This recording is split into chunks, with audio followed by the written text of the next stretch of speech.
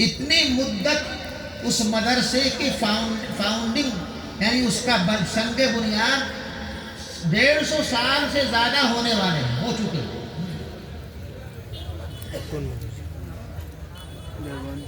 دوستو، آپ لوگوں نے اس ملک پر 850 برس حکومت کی. کتنی بھائی؟ 850 سال.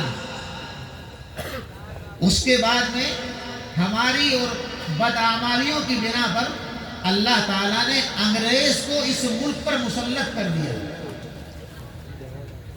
یہ جو میرے اسٹوڈنٹس طلبہ ہیں، اسکول پڑھنے والے، خاص طور پر وہ سنیں، اور طلبہ مدارس بھی، اور اس واقعے کو غور سے سنیں، اور عوام بھی، میرے بھائی بھی، کہ مدرسے جن کو ہم دیکھ رہے ہیں، چھوٹے چھوٹے بڑے بڑے، ہم لوگ کہتے ہیں کہ ان کی کوئی ویلیو نہیں ہے، یہ کیا ہے، کچھ نہیں ہے، یہ ملا جی، یہ مسجد میں نماز پڑھانے والے، یہ کیا کرتے ہیں، کچھ بھی نہیں. ہم ڈاکٹر بنائیں، فلاں بنائیں، مدرسوں میں پڑھانے سے کوئی فائدہ نہیں. ذرا سنیں، جب ملک غلام ہو گیا، انگریزوں نے 53,000 علماء کرام کو 53,000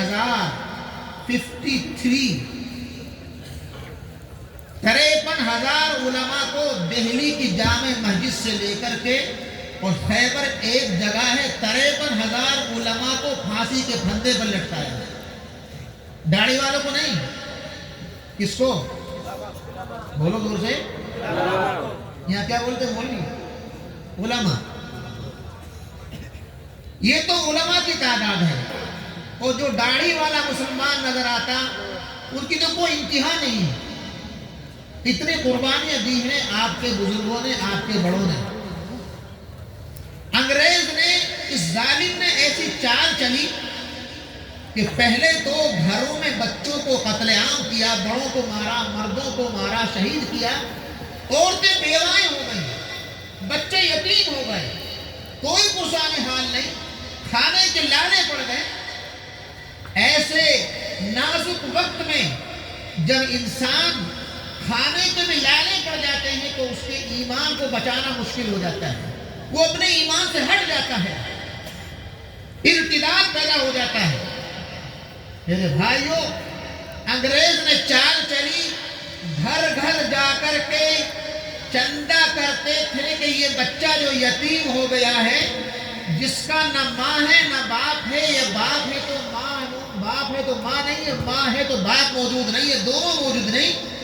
گھر گھر جا کر کے انگریز نے اسکیم کے تحت کہ ان بچوں کو، ان کے دماغ کو ہم کیپچر کر کے، ان کے دماغ کو، اپنی تعلیم ان کے دماغ میں ڈال کر کے ہم آئندہ ایسی نسل تیار کریں گے جو نسلاً تو ہندوستانی ہو لیکن سوچ اس کی انگلستانی ہو.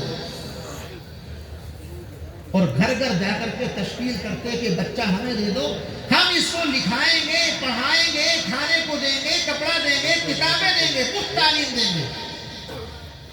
ایسے نازک دور میں ہمارے بڑوں نے انگریز کی اس چال کو بھاپا اور سمجھ لیا، اور پھر مشورہ کیا، اور مشورہ کرنے کے بعد میں پھر مکہ المکرمہ کے اندر حاجی امداد اللہ صاحب مہاجر مکی رحمۃ اللہ علیہ اور دیگر بڑے بڑے علماء کی سوسائٹی اور کمیٹی بیٹھ کر کے ایک مشورہ کرتی ہے، اور دلی سے دور 150 کلومیٹر گمنام جگہ